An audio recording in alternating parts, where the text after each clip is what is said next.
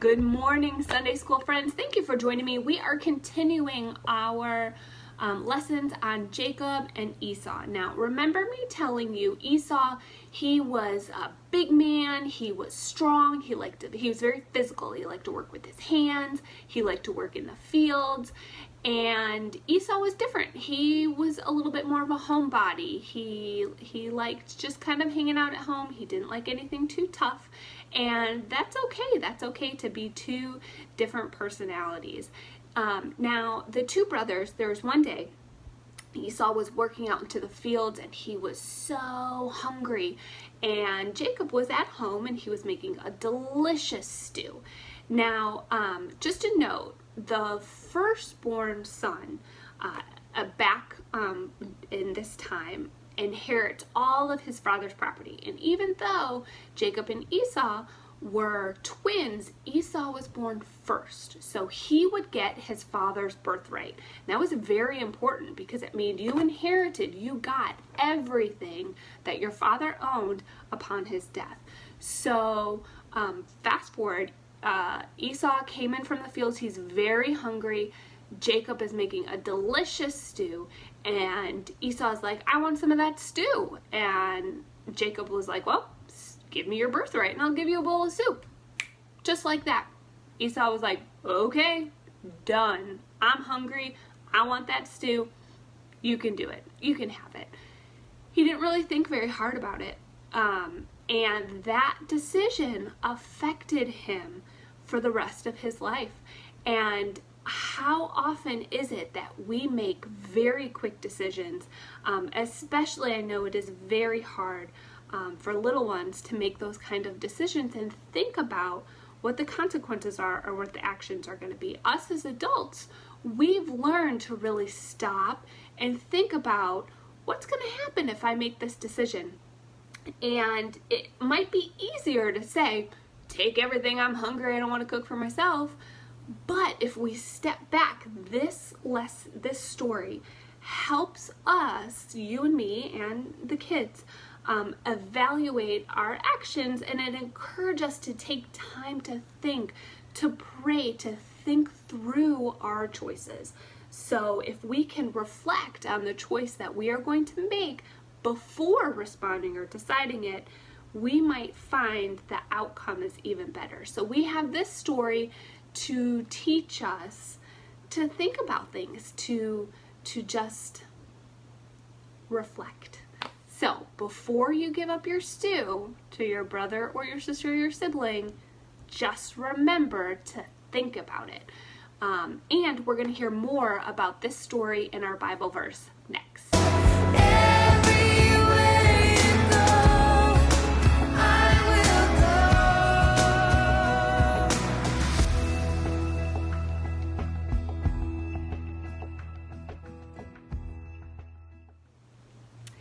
All right, friends, it is Bible verse time. We are reading Genesis 25, verses 29 to 34. Let's go. Once when Jacob was cooking some stew, Esau came in from the open country famished. Now remember, famished is another word for very hungry. He said to Jacob, quick, let me have some of that red stew. I'm famished. Jacob replied, first, sell me your birthright, baby. Look, I'm about to die, Esau said. What good is a birthright to me if I'm not alive? Done. Jacob said, but swear to me first. So he swore him an oath, selling his birthright to Jacob. Then Jacob gave Esau some bread and some lentil stew. He ate and drank and got up and left. So Esau gave his birthright to Jacob. Now we're going to learn about a little bit more in our video.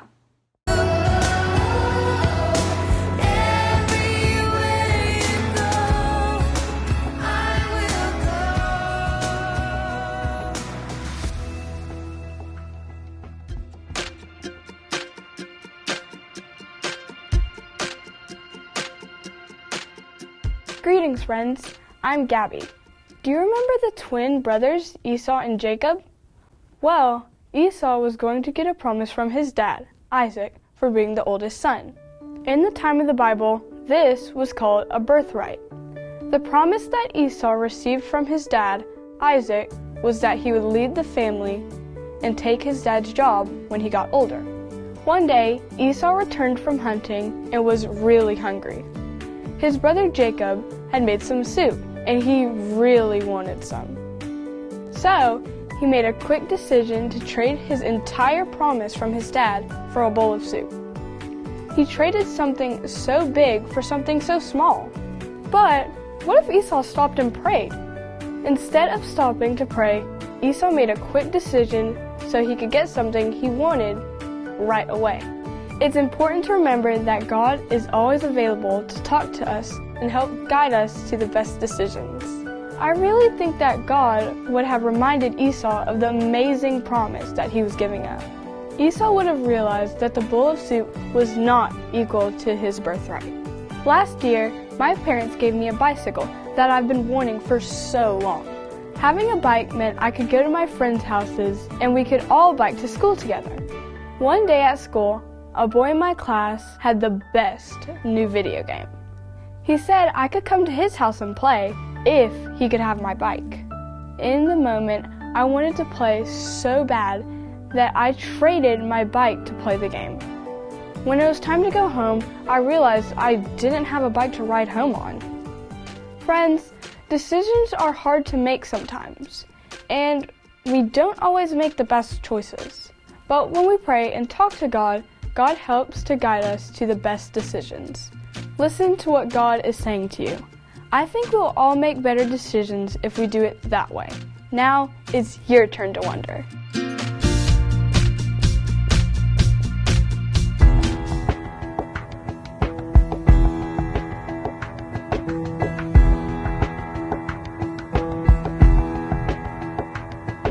Sometimes you don't move fast enough for me, and I start playing tricks to get what I think I need, 'cause I've been known to steal a blessing when my fear gets in the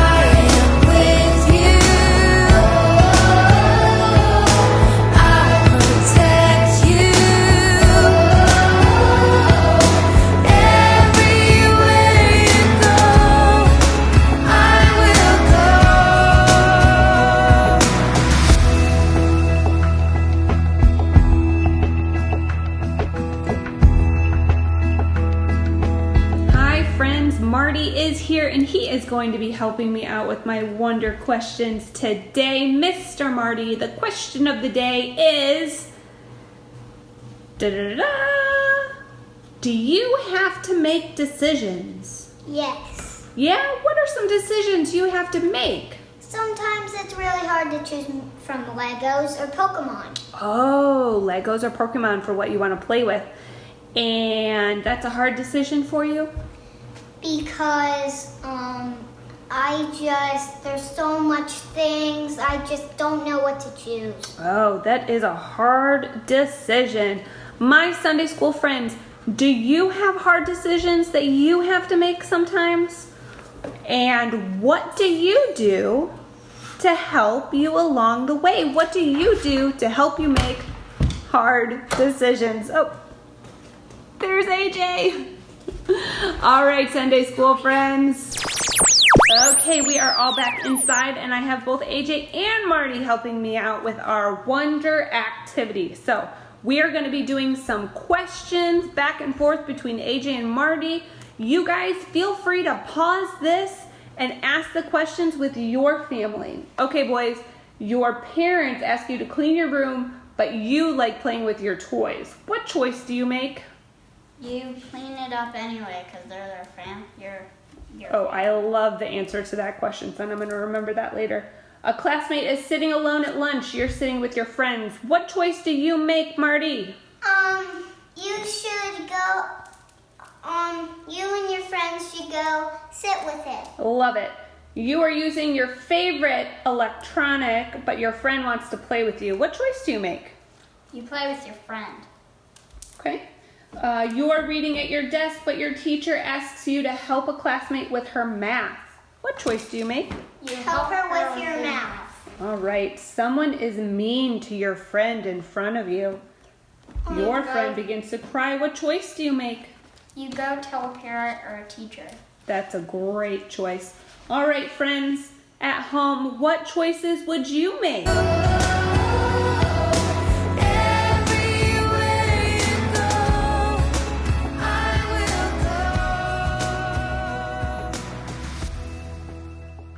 All right, Sunday school friends, we have come to an end of our day, and I am doing an interactive prayer today, so my friends are going to help me. All right, boys, ready? I want you all to remember to stop, pray, God is with me every day. Okay, one more time, because that was so much fun. Stop, pray, God is with me every day. All right, friends, remember God is with you all the time, and we will see you next week.